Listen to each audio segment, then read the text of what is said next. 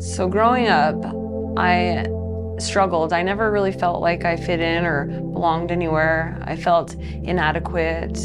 And my mother was addicted to drugs and she disappeared.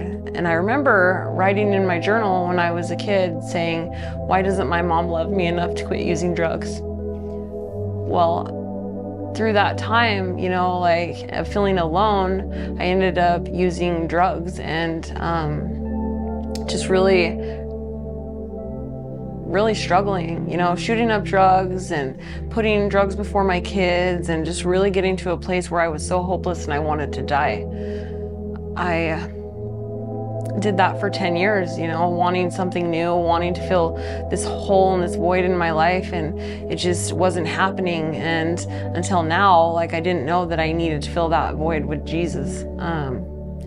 So how I changed my life and how God walked me through changing my life is I was really desperate. I was not okay. I was diagnosed with heart failure and I was told that I'm gonna die if I don't stop using drugs. So I got down on my knees in the shower, I remember, and I just prayed a prayer of desperation. And I said, God, please save me. Do whatever you have to do to save me. And I'm willing. And I just remember feeling peace. And it was within 3 days of my life, like after that, like God was ripping everything away from me. He's like, you can't have this, you can't have this, like my job, my apartment, my boyfriend. And in that time, like the pain that I felt was so deep, but at the same time, I knew that he was loving me. You know, like when your kid walks across the street and you don't want them to get hurt, so you spank them and you're like, it hurts you, but you love them and you want to keep them safe. And I felt like God was doing that for me. He was telling me, like, I love you, dear child, and I know you're hurting because I'm hurting too, but I'm doing this for your good. And during that time, I was just praising. I remember I was just driving down the street, like, where am I going to sleep tonight? You know, those 3 days were just awful. And I remember listening to worship music and saying, thank you, because I know you're saving me. Like, I know we're going somewhere, you know. And I ended up getting into treatment 3 days later, and gosh, it's insane because God was showing up for me in every single way, you know, like making things happen.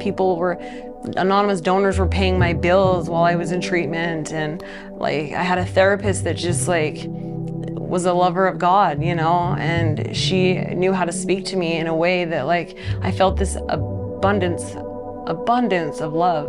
Like I knew that God was pouring his love into me, and I felt for the first time in my life that I was worthy. Well, after I got out of treatment, I was baptized the next day, which was really cool because it was like I'm saying goodbye to the old and I'm becoming new, and I'm doing that by being baptized and just like washing away my old life. And ever since that, like, God's been showing up in my life, you know, like everything that he's doing is just so insane, and I'm so grateful every day. And I'm like, how in the world is this happening? Like, I felt so unworthy my whole life, and then it just hit me like I am so loved, and he's gonna use me, you know, he's gonna use me to bring other people to Christ and just to tell my story. Like, I am not just what I was. I'm not just a junkie. I'm not somebody that just was unloved by their mother and rejected. Like, I am a child of God. He loves me deeply, and he's gonna use me in any way that I allow him to. And right now I'm just on fire, you know. I just feel like my life is in a place that I could have never imagined. My life is so blessed, and every day I just wake up and I'm amazed, you know. Even just doing this, I'm like, I'm not worthy, but I am worthy. You know, I am worthy and I am enough, and God is there for me and he loves me. And my name is Jo, and I've been revived.